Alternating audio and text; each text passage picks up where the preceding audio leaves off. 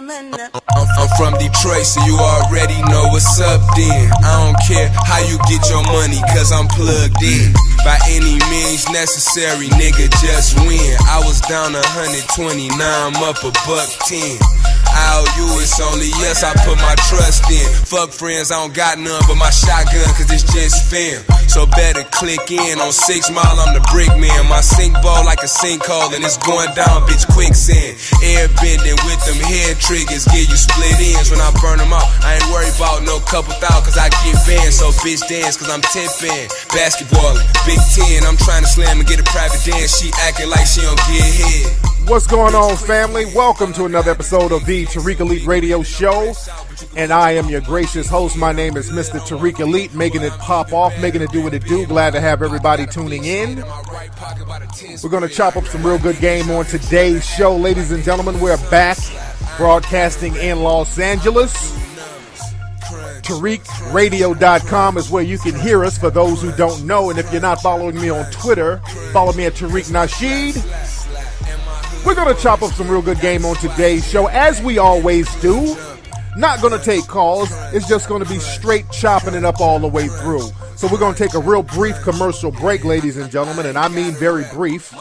And when we get back, we're going to chop up game right here on the Tariq Elite Radio Show. Case Ultra, the t-shirt brand inspired by ancient mysteries and modern style. Sign up for their t-shirt subscription and get a new exclusive shirt delivered every month automatically. Every shirt comes with a magazine that doubles as a poster, which describes the story and the history behind the design and the detail. It also comes with free stickers. Sign up for the t-shirt subscription right now. Tariq Radio listeners use the coupon code KFLEX and get 50% off on your first month. That's CaseUltra.com. Again, that's CaseUltra.com. You know, one of my favorite songs back in the day from Usher is called Let It Burn. But what you don't want to let burn are your genitals. That's because casual sex is on the rise right now, and so are STDs. And yes, it can happen to you. You can't be so trusting with people out here. And you want to get yourself checked out, so you need to go to stdhometestkit.com and order their in-home STD test kit. You can test at home and you can get the results at home, and the results come in less than 10 minutes. Plus, you get instant HIV testing. No mailing off to the lab, no embarrassing trips to the STD clinic with other people you might know that's burning along with you. Go to stdhometestkit.com right now, add the KFLEX coupon code, and get 25% off on your order. Step your game up and get your tickets to the Manhood and Game Seminar happening in Times Square, New York, August 31st, 2014. Speakers include dating coach Mr. Lucario, Royal Flyness, and Tel E. The seminar is designed to teach men about the dating game and about manhood. You're going to learn how to value yourself as a man, how to attract beautiful women, and how to stay focused and handle your business and make money, and much, much more. Space is limited, so get your tickets now at MrLucario.com, and you spell that MrLocario.com. You're now tuning into the King of Game, Tariq Elite, on Tariq Elite Radio. What's going on, everybody? Welcome back to the Tariq Elite Radio Show. I am your gracious host. My name is Mr. Tariq Elite. And we're going to chop up game. Don't forget, y'all, go to HiddenColorsFilm.com to get the Hidden Colors 3 DVD. And it is fully stocked back up on Amazon. We're fully stocked. Amazon has all the copies. It's right now, again, the #1 documentary on Amazon. And again, you can get it on Amazon or you can get it directly at HiddenColorsFilm.com. Make your choice. We send it out a little bit faster, but hey, get it at those two places. Just wherever you do, whatever you do, don't get the bootlegs. Do not get the bootleg. I had to check some dudes when I was out in New York last week. I had to step to some bootleggers out there and make a little withdrawal from their stash, because we got to stop that bootlegging nonsense, man. We got to start supporting films like Hidden Colors 3 and all the rest of the Hidden Colors series, because we need a parallel media outlet. That's very important that we have a parallel media outlet, because they're coming out hard with propaganda within the dominant society. And I talked about this on Ustream Sunday. This new movie they got coming out called Exodus, where they have all of the ancient Egyptians lily white. And I've been talking about this on my Facebook page. I've been talking about this on my Twitter page. And it's made me talking about this. It's made international press. There was an Australian newspaper talking about me and the movie, the Exodus movie. And talking about my criticism of it, because I'm like really one of the only black public figures in the entertainment business who's speaking out against that. So many black people are afraid to, black people of note, black people within the industry, they're just so afraid to rock the boat. But certain things you have to point out. That's just the fact that they have lily white actors playing ancient Africans. That's something that goes beyond just taking creative license. That's propaganda. And what happened on the IMDb page for the movie Exodus, all of the African kings and queens are played by white actors, but all the black actors who happen to be in the movie are playing thieves, lower class citizens, servants, and slaves. So this is beyond just creative license. This is propaganda. And it should be called out, because my thing is I can't sit up and watch a movie for 2 hours with Sigourney Weaver playing an African queen. I just can't suspend disbelief that much to go for that. And again, we should speak out against stuff like that. And what we should do, because people are talking about boycotting and things of that nature, you boycott by creating a parallel industry where you can counter those images.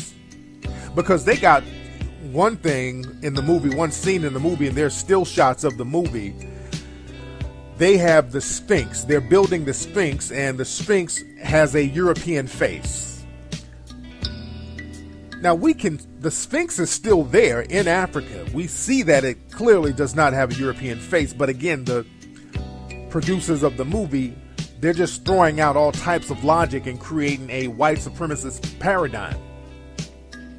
So that has to be called out, because again, when black people play fictional characters that were designed for white actors, people in the dominant society usually lose their mind.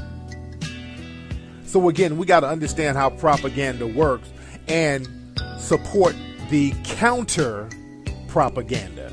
Stuff like Hidden Colors. That's the main reason why I do the Hidden Colors series, to counter that type of nonsense. And again, when people say stuff like, oh man, these Exodus movies and these Noah movies, they're rewriting our history, man, we need to do our own movies, that's absolutely correct. But black consumers, you got to be in a mindset where you will actually support a black film, because you can't have it both ways. Cats will complain that we need our own black films, but when we give out a black film that has positive images, niggas start talking about, oh, well, we need this for free. We need to spread this knowledge. It shouldn't even be about the money. We need to get it for free. Now, that's just coon plantation nigga talk.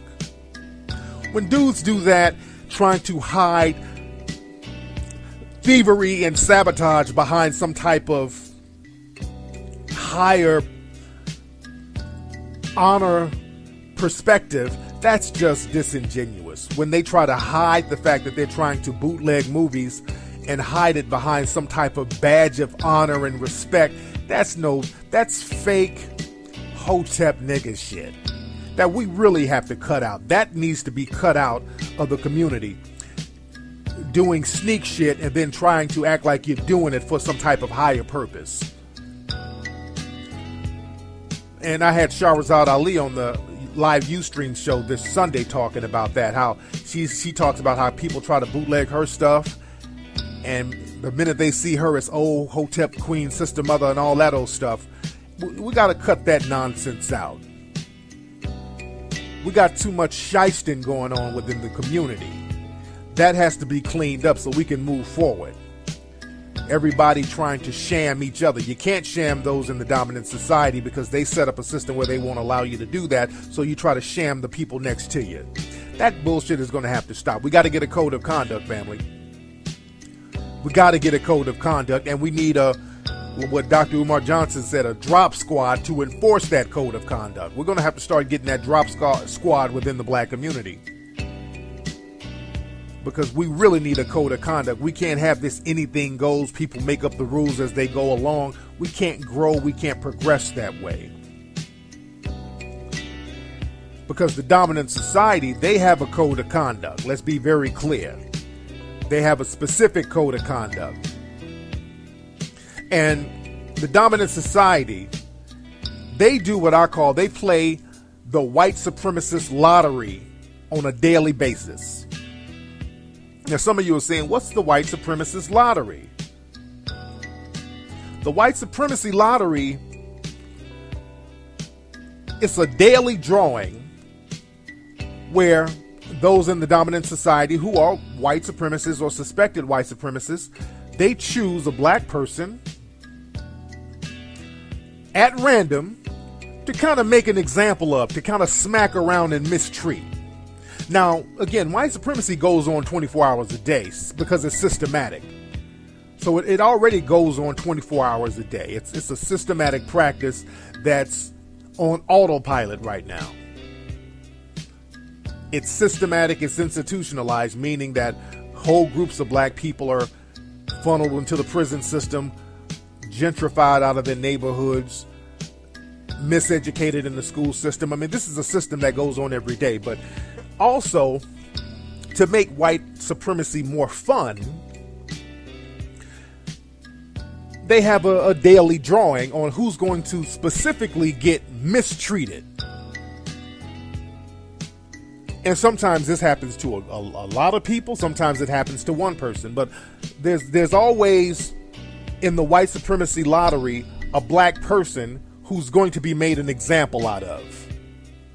And the white supremacists, they understand this through osmosis. They understand this on a subconscious level, on a subliminal level. And that's how they communicate with each other, because they have a code.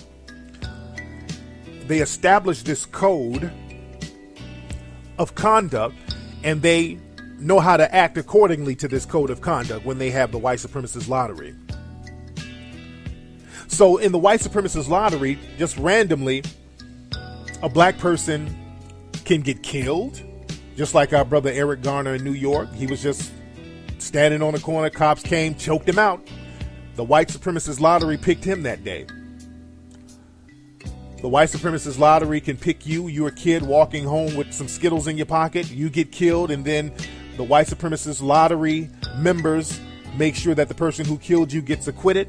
That's just them playing the white supremacist lottery. You're being sacrificed. They used to do it all the time during Jim Crow with lynchings. They would just pick a random black person, lynch him, or they'll pick random black people. For any reason, they'd make up the reason. That's the whole thing about the white supremacist lottery. They could make up the reason. It doesn't even have to be a real thing. We choose you one day to mistreat. Down in Tulsa, Oklahoma, back in the 1920s, they chose a whole city to play the white supremacist lottery on. We're going to use a fake rape accusation to destroy this whole city of black people. So that's how the white supremacy lottery works. It works every day. Sometimes the situations are people who are well known, sometimes unknown people. But the white supremacist lottery can happen at will. And it happens so, again, the white supremacists can feel, okay, we're in charge, we're running things. We're the gods of these black people. This helps us understand this. This helps us reinforce this dynamic, that we have a system where we could punish random black people at will. That is what the system of white supremacy is all about. We know we can punish groups of black people, but every now and then we want to just get one black person and just punish them and make an example simply because we can do it. That's the only reason why. Simply because they can do it. Now, what happens is that some black people try to avoid the white supremacy lottery because, see, all black people have a number on them. Your melanated skin is your number. So when they in the white supremacist society decide to call your number, they got you. It doesn't take anything for them to call your number. So black people understand that your number can be called. So what black people try to do in many cases, they try to conform. They'll try to kiss up to the dominant society. They'll try to butter up the dominant society or get in good with those in the dominant society by throwing other black people under the bus so that their number don't get called. That's the thing. A lot of black people try their best to do things to sometimes shuck and jive so their lottery number doesn't get called. But you don't understand how white supremacy works. The white supremacy lottery is very random. They don't give a damn who you are. If you're a black person, that lottery number is on you. No matter what you do, that number can be called at any given moment. The person who just learned that was Stephen A. Smith. Stephen A. Smith learned this, and he learned it the hard way. Now, for those who don't know, Stephen A. Smith, and we put him on the Coon train before, he's an ESPN sports commentator. And, you know, a lot of ESPN shows are really geared towards black people because, like brother Dr. Boyce Watkins says, that a lot of black men are unemployed, so you have a lot of black men sitting at home watching television, especially sports shows. So a lot of these sports networks, they capitalize off that by putting black announcers and talking heads on these shows. So Stephen A. Smith, he's known for being kind of an outspoken person, but he's usually outspoken about black people. Stephen A. Smith has gained a reputation over the years of what I call soft cooning. He says some real stuff here and there, but a lot of times he's been known to throw black people under the bus in order to get brownie points from his white colleagues and the white audience. He's real quick. He has been real quick, and I'm not going to call him a full-out coon because he hasn't been a full-out coon, but he's been soft cooning, and that's all it takes. Co-signing the white supremacists, reprimanding black people. Stephen A. Smith has said things like, well, black people have to carry themselves a little better. If you just dress better, you won't have so much racism come your way. Riley Cooper, the white supremacist football player, made some comments saying the N-word, calling black people nigger. I think Stephen A. Smith was one of those people saying, well, if black people do it, we call ourselves the N-word. We shouldn't get mad if they do it. He was one of them type of dudes, just really making excuses for the white supremacists and throwing black people under the bus. And he's done this a lot of times, and he's been highly criticized for this. I think he kind of co-signed Mark Cuban. Mark Cuban said some real slick stuff about black folks, and I think that Stephen A. Smith was one of the people who co-signed him. So he's been kind of doing this soft cooning for a long time, kind of throwing black folks under the bus a little bit in order to get those brownie points with the dominant society, even other black athletes. Because a lot of times when the lottery number of the black athletes come up and then they have to punish the black athletes, Stephen A. Smith is one of those people there wagging his finger. Oh, Chad Ochocinco, he should have known how to act. I'm ashamed of you, Chad Ochocinco. He's one of those type, trying to buddy up with the dominant society while they're picking out another black person's lottery number, putting them on blast. Because, again, they called Chad's number. He got put on blast because, again, if you give an excuse for them to do it, like Chad got into an altercation with his lady, bam. When you get into an altercation, even if it's a minor altercation, and you give the dominant society an excuse to pull your number, that's even worse. But a lot of times, you don't even need to give them an excuse. That's the great thing about white supremacy in their mind. They don't need an excuse to throw you under the bus. They can create an excuse. There was another sports guy, another football player, and I talked about this on the show before. The white supremacy lottery called him in. He got cut from his team because of gang ties. They just made up a reason. He grew up in South Central LA. He had some pictures of some people he grew up with. And now this football player is not in the gang, never done anything illegal. He's squeaky clean as a whistle. But then they just cut the dude randomly out the blue. And the made up fake outrage reason was that he has gang ties. Again, that's just the white supremacists exercising their white supremacy lottery privilege.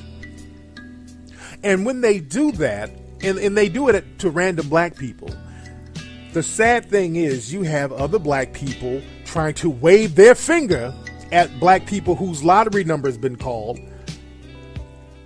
Oh, they shouldn't have did what they did. Oh, shame on you, black person. These are black people talking. And black people who do this, they again think that their number won't get called if they buddy up and do the bidding of the dominant society, if they do the bidding of the white supremacists. And black people out there, you are so sadly mistaken if you think that's what's going to go down. If you think, black folks, I'm talking to every black person out here, if you think you getting in front of white people or white supremacists or suspected white supremacists and talking greasy about black folks, trying to throw black folks under the bus, waving and wagging your finger, reprimanding black people in front of whites, if you think that this is going to remove your number, you are sadly mistaken. That's the biggest mistake black people have been making for the last 500 years. You think that that's going to get the target off you. And it never works. Because now what Stephen A. Smith said recently, he was talking about this football player getting into a domestic situation with his lady.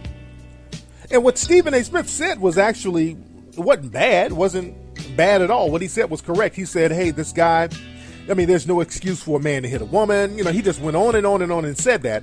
And he also said, well, women also have to be in a position where they're not provoking the situation. Women shouldn't be out here trying to start stuff with dudes, because you don't want to escalate the situation, which makes a lot of sense. But what happened was, with Stephen A. Smith, his number was called because there was his colleague, a white lady, Michelle Beadle, I think she's a commentator on ESPN too. She got into her fake outrage mode.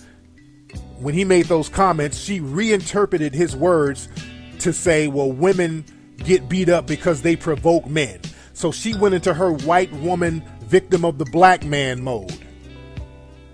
The age-old white supremacist tactic. Oh, I'm just so hurt by what Stephen A. Smith said. I felt so unclean. And she started throwing out all those white women, white supremacist victim terms when it comes to black folks. And then Stephen A. Smith got reprimanded. And what happened was they chopped his nuts off proverbially and put him on television and made him apologize for something he really didn't say. They made this grown-ass man get on television and, like Dr. Boyce Watkins said, made him look like a little boy and apologize for something he didn't even say, and then suspended him for a week. That ain't nothing but good old white supremacy exercising its white supremacist lottery. That's the lottery happening. And again, it happens to a lot of black folks at random. Just like Tracy Morgan. Tracy Morgan, the comedian, he was doing a comedy routine. He said some jokes about gay people. He got reprimanded. They made him come out and apologize. And this is the comedy stage. He's doing jokes. And they made this man apologize for jokes on a comedy stage. The comedy stage has always been sacred. But what they were doing with Tracy Morgan, they picked him randomly because they needed to pay a black person back for Michael Richards. That's another thing. The white supremacist lottery is very vindictive. A lot of times they'll pick random black people as payback. So they were paying Tracy Morgan back for Michael Richards getting on stage and having that meltdown. And Michael Richards got reprimanded and he got thrown under the bus by the whites, not really by black people. A lot of black people called him out, but he got thrown under the bus by whites. But again, the white supremacists said, okay, if one of ours get thrown under the bus, we're going to throw one of yours under the bus. The difference is Tracy Morgan was telling jokes. Michael Richards, he was on stage. He stopped telling jokes and just went on a damn meltdown. That's what got him in trouble, because the thing is, when Michael Richards was just running around on stage yelling nigger, For a minute, people were sitting around looking for the punchline. We're like, okay, the punchline has to be a doozy. And all he did was just get on the stage and go, nigger! You're a nigger! You're a nigger! You're a nigger! You're a nigger! And people are like, oh, whoa, okay. No jokes here. This motherfucker's just having a meltdown. But the thing is, see, black people were dealt with as a group. And again, if they can't get one of us, they'll use another one as payback. And the thing is, with Stephen A. Smith, this man has spent years kissing up to white people, kissing up to those colleagues at ESPN, talking greasy about black folks. I mean, just being real bold. He's done interviews like, yeah, I said it, and if you don't like what I gotta say, y'all can kick rocks. If you don't, I don't give a damn what you like. I say what I want to say. I mean, he's just real bold when it comes to black people. And that's another thing that I don't like. See, that's very cowardly.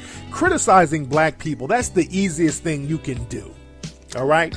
Throwing black folks under the bus is some easy to do shit because there's really no repercussion. Now, in the white society, if you criticize black people, you'll get repercussion from other white people because they might not want to stand by you, and some of the corporations will pull back some of their funding. But as far as black people doing something to you, they're not going to. Black people are not in a power position to do anything. You should be. For some reason, black people will not get their money game together, which is what it takes. All you got to do is get your money game together. You can stop all the bullshit. But again, black folks are sitting around waiting on white daddy and white mommy to take care of them, and white mommy and daddy are throwing you under the bus. But the thing is, see, all black people, you got that lottery number on you. And a lot of black people will do things to get that lottery number off of them. You'll point out other black people. Hey, look at him. Don't look at me. Look at him. Get him. I'll help you get him. Just don't pick my number. If I help you get him, and if I help you get all of these other black people, will you not pick my number? Can you erase my number? See, that's what black people keep thinking, and it doesn't work like that. Even if you have a white mate, some black people are like, hey, I got a white wife and I got white family, I got white in-laws, I got mixed kids. Can you remove my number? No. Henry Louis Gates thought that. No, Henry Louis Gates, historian, he does these documentary series. Henry Louis Gates, he always throws that, well, Africans enslaved other Africans. He throws that narrative out there, which is what the white supremacists love to hear. They love to have a black person sit up and talk about how Africans enslaved other Africans. He's been saying that for years, getting all types of funding from the dominant society by not being too hard on the white supremacists, making black people complicit in their own slavery and servitude and disenfranchisement, playing that little role. And he thought that that number would get erased from him. No. Y'all remember they called his number when they went to his house and arrested him for trying to break into his own house. The white supremacist lottery called his number and pretended they didn't know who he was. They knew who he was. You think those cops out there didn't know that that was that man's house and who he was? You think that they did not know that? They knew that. They wanted to make an example out of him. That's how the white supremacy lottery works. Makes an example out of you. Because see, the thing is, there's a code when you throw other black folks under the bus. And that's how the white supremacy lottery works. When they pick a black person's number, the white supremacists and white society, they have a code of conduct as to how to deal with black folks when they call their lottery number. When black people are being thrown under the bus, number one, create fake outrage, no matter how small or how minimal it is. That's number one, create the fake outrage by something very minimal. Number two, play naive. Oh, I didn't know that this was this person's house. I didn't know he was Henry Louis Gates. Oh, I didn't know. I thought he was just some random person. You play naive. Always got to play naive. They got to pretend they don't understand what the person meant and they reinterpret what they mean. That's part of the code. Just like with Stephen A. Smith. Now, what Stephen A. Smith said was not off the wall. It wasn't out of line. But they pretended it was. They pretended he said something that he didn't say, which was women provoke their own abuse. He didn't say that at all. But they pretended he said that. That's part of the code. Another part of the code of the white supremacists. And this is the major part of the code, and a lot of black folks miss this part. When the white supremacists are throwing a black person under the bus, when their number is called, when their lottery number is up, the code is other white people do not come to that black person's defense at all. That's part of the code. You notice that whenever a white person is throwing a black person under the bus, even if it's very unjust, no other white people comes to that black person's defense. Now, with black people, we don't have no code.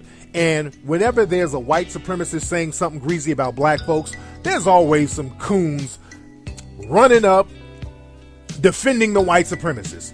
With Donald Sterling, a whole bunch of black people defended Donald Sterling. Cliven Bundy, the Nevada rancher who was making his white supremacist comments, a bunch of black people went out and supported him. They speaking up for Cliven. Oh, he's a good man. Mark Cuban made his little slick remarks about black people. Black folks making excuses for Mark Cuban, right up under him, licking his balls. Paula Deen, when Paula Deen made her comments about black people, a whole line of black people came out and supported Paula Deen. Spoke up and defended Paula Deen.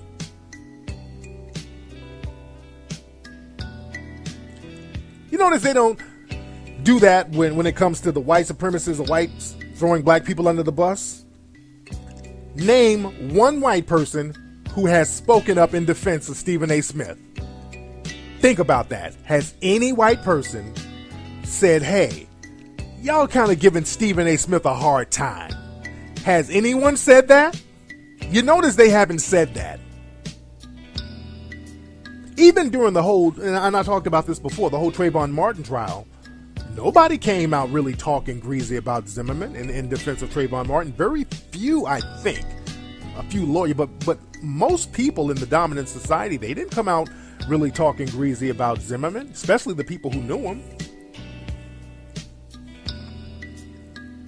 That's part of the code. When a black person's thrown under the bus, white people don't come out and defend you and say, hey, what you're doing to him is unjust. No, he didn't say that. No, wait, come on, man. Y'all making a mountain out of a molehill. He didn't say that. He didn't do that. You don't see white people doing that when another white person is throwing a black person under the bus. That's part of the white code.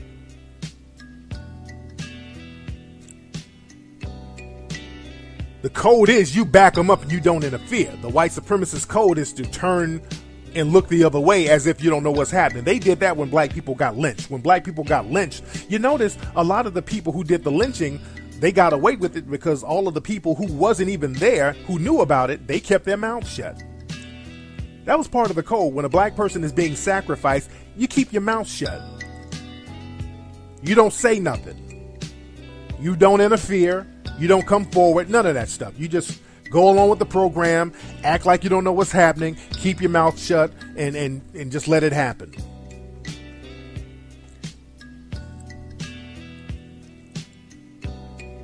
Remember, no white people even spoke up for Skip Gates when he was thrown under the bus. White people didn't speak up for him. When Clarence Thomas, when his lottery number was called back in the 90s, he was throwing black folks under the bus, and then they called the white supremacist lottery came through on him, and they put him on trial for sexual harassment. White people didn't come to Clarence Thomas' defense.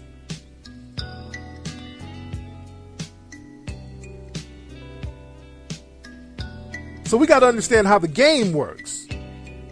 We got to understand this game, and this game is real. And the thing is, the white supremacists, they set black people up to make them isolate themselves. See, they got Stephen A. Smith. They put him out there and had him talking greasy about black folks, throwing other black folks under the bus, and they're encouraging him to do that. And when you do that, you become more vulnerable. And again, he made the mistake that black people have been making for the last 500 years. Black people in Africa, that was the first mistake black people made. They thought when the European white supremacists came to conquer, there was some African people from different tribes who said, okay, well, look, if you leave me alone, I'll help you get some of those other people from those other tribes that we don't really have a connection with. If you leave me alone, I'll help you get some of those guys, because I see you about to get somebody. So don't get me, I'll help you. And when black people did that in Africa, pointing out those other tribes that they really didn't have a connection with, they already had beef. What happened was, not only did the Europeans get those other tribes and other captives, the person who pointed those other captives out, they said, okay, well, look, you need to get on that boat too. We're taking you too. We're not letting you go. And they didn't let anybody go. They got everybody eventually. So that's the thing that black folks don't get. Throwing other black folks under the bus is not going to remove your lottery number. Your number can still get called, and that's the message that happened with Stephen A. Smith. They sent Stephen A. Smith a message, and they sent a message with Stephen A. Smith. You know what they said the message is from the white supremacists? Their message is that we're willing to throw our coons under the bus too. Because right now we're in a position in white supremacist society where we don't even need the coons no more. The coons are helpful, but now we got black people in a position of such weakness, we don't even need the coons. So you can kiss our ass for years and years and years, and we'll still throw you under the bus. That was the message that was being sent with Stephen A. Smith. It ain't got nothing to do with domestic violence and all that. None of that. That's a smokescreen. If all of these people were so concerned about domestic violence and violence against women, they stop it. There's so much more they can do. This was about putting a Negro in his place. That was about making a Negro bow down and making an example out of him.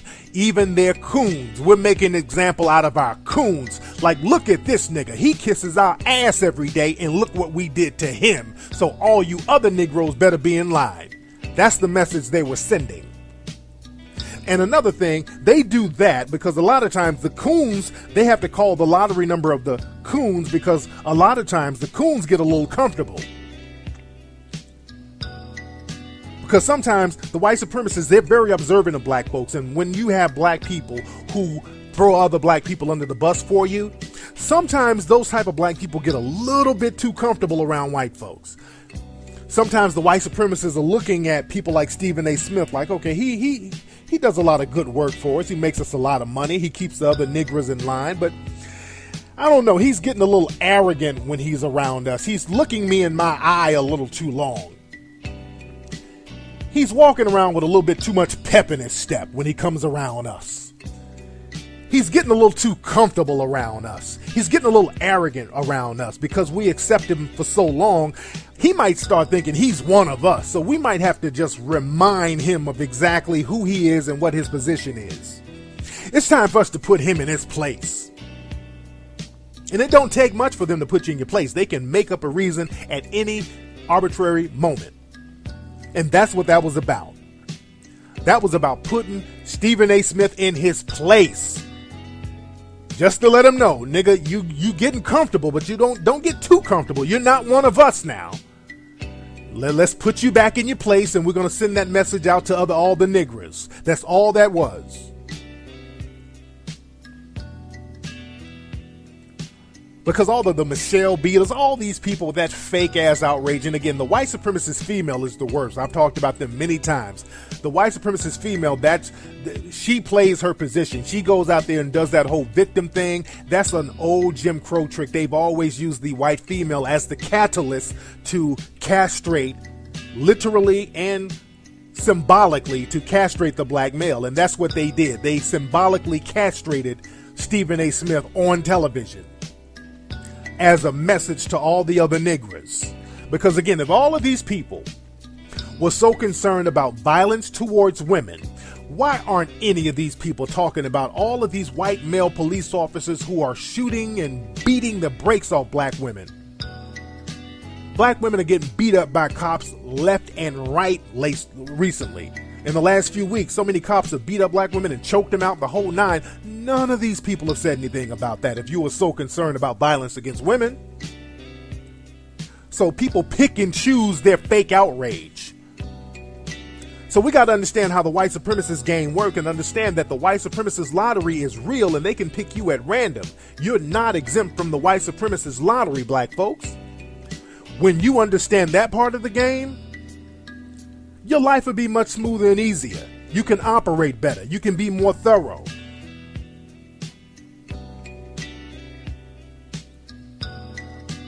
But again, when black folks are getting beat up and stomped out, those in the dominant society, they abide by that code. They keep that code of silence. They turn the other cheek.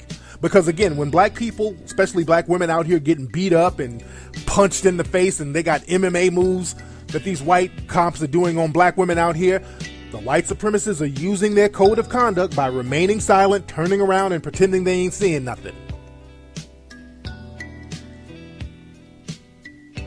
When you have this blatant form of violence happening to women every day, people turn the other cheek. But a man speaks about violence and all of a sudden everybody's outraged. Bullshit. That's the white supremacy lottery popping off. And black folks, you need to be in a position to financially protect yourselves from that. That's why black folks, we need a code of conduct. I said that early in today's show. We got to get a code of conduct. All that anything goes, loosey-goosey shit that happens with black folks, got to cut that out. We need a code of conduct. That code of conduct should be our leadership. And we're going to have to discuss that on some more shows. And I'm probably going to have to get out here on the road and we're going to have to talk about establishing a code of conduct within the black community so we can start building and protect ourselves from the white supremacy lottery. Because again, they're having the white supremacy lottery drawings every day, and every one of you black people out there listening, your number can be called at any given moment. So do not ever get it twisted, and don't think that buddying up and sucking up to the white supremacists is going to get your number removed. It ain't going to get removed, and Stephen A. Smith is a great example of that. Yo, everybody, that's been today's episode of the Tariq Elite Radio Show. Follow me on Twitter at Tariq Nasheed. Follow me on Instagram at Tariq Elite. I'm going to holler at you guys on Ustream this Sunday. And go to HiddenColorsFilm.com to get the movie Hidden Colors. No bootleg. Holla.